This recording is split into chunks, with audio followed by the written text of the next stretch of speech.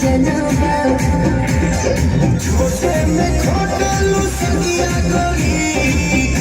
से लागल बगिया गोरी हरी हरी हनी तोहर छूटल कवना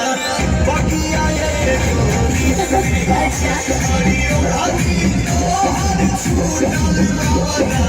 बगिया ये गोरी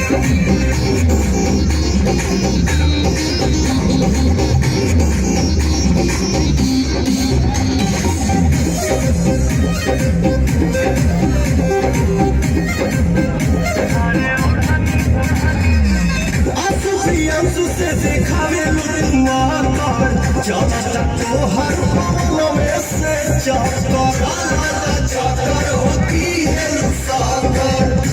जन खोला हो